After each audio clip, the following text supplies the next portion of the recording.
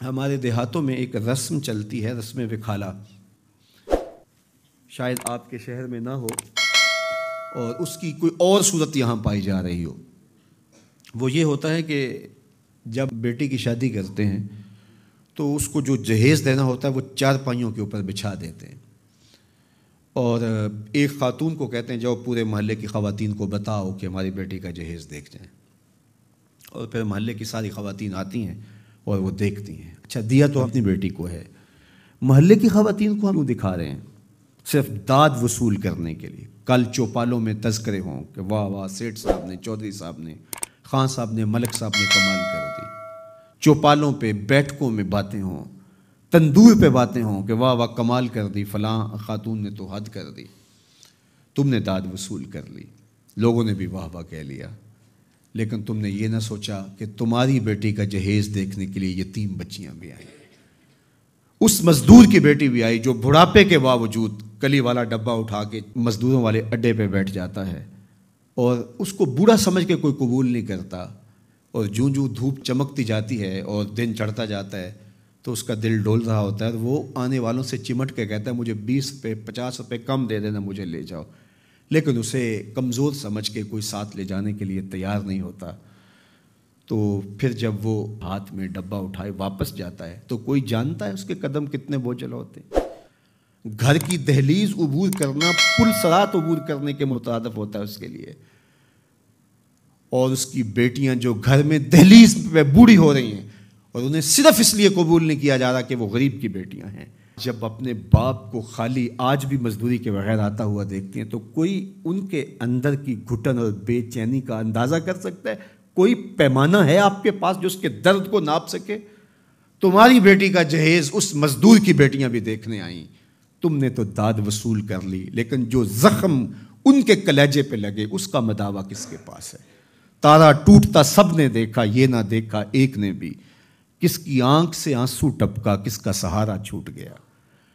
تو میرے حضور تو کس قدر نزاکت قلبیہ کا لحاظ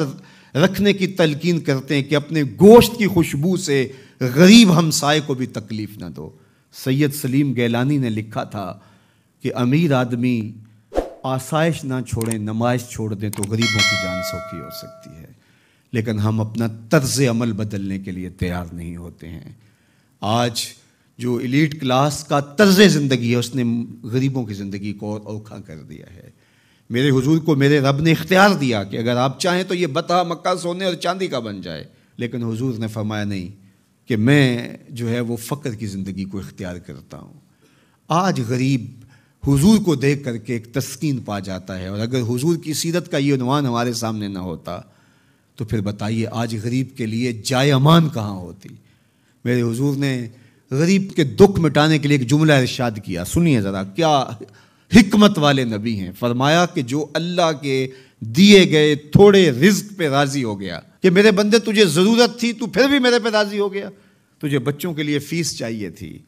تجھے سر چھپانے کے لیے مکان چاہیے تھا، تجھے 3 وقت کا کھانا چاہیے تھا، تجھے بیمار بچوں کے لیے دوا چاہیے تھی،